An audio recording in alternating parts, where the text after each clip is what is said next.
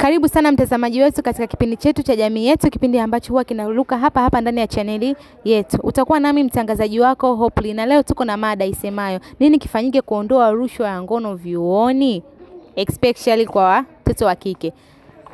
Tukutane na mdau mbalimbali. Dada, mambo vipi? Poa. Mzima? Mzima. Kwa majina unakuita nani? Kwa jina naitwa Mwanasha Salim. Sawa Mwanasha, mimi nina swali hapa. Swali langu ni kwamba nini kifanyike kuondoa rushwa ya ngono vyuoni, especially kwa watoto wa kike? Sawa, ambacho kitu kinatakiwa kifanyike ili kuondoa rushwa za ngono vyuoni ni kwamba wanafunzi sisi kama mabinti sisi wenyewe tuwe tunahudhuria vipindi ili kutimiza hizo coursework. Yaani hiyo ndio solution muhimu, kwamba mwalimu hawezi kukuomba rushwa bila ya wewe hapo kuto kufanya kitu ambacho hakija kufanya wewe utimize coursework. Ingekuwa umetimiza, wala mwalimu asingehangaika naye kukuomba hiyo rushwa. Lakini kwa sababu hujatimiza, lazima atake kitu ili upate kitu. Nipe kitu nikupe kitu, ndo maana ni uzembe wa wanafunzi. Uzembe wa wanafunzi. Tukiacha uzembe, tukaa tunahudhuria darasani vizuri na coursework tukatimiza, haya yote wala tutaweza kukutana nayo. Hatutatoa kitu ili tupate kitu. Hayo. Asante sana. Shukrani sana.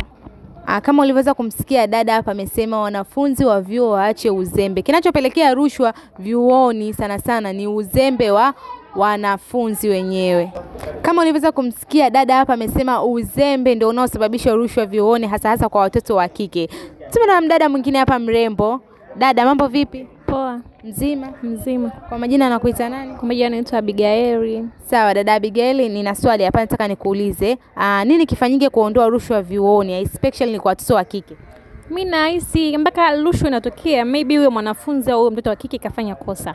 Maybe hajatimiza coursework, labda ndio kumomba leki hivi amsaidie coursework, mambo yanakuwa mengi, leki ndio maana anaamua astiki, yani nisaidie kitu fulani na mimi nikusaidie hivi. I think mimi ni wanafunzi wenyewe kuwa na priority yao, kwamba tumekuja kusoma, kipaumbele chetu ni kusoma, tutastick na kusoma, tutatimiza coursework.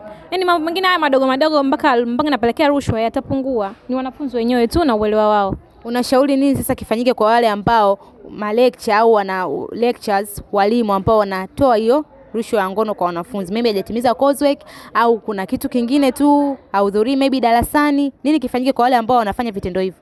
Mimi hapo nahisi tu lecture wenyewe ni kukaza. Maana lecture hawezi kutoa rushwa yet kwa mwanafunzi kama hana kitu chochote. Na think ni wanafunzi mpaka wanapelekea hizo rushwa za ngono vioni kutokea.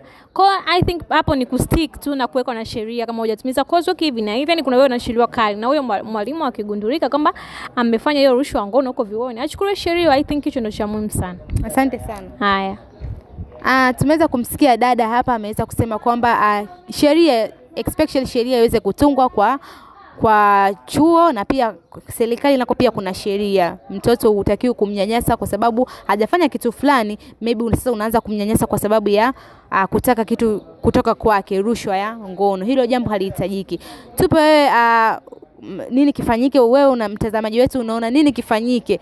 Tuandikie comment yako hapa chini. Ulikuwa nami Hopely hapa.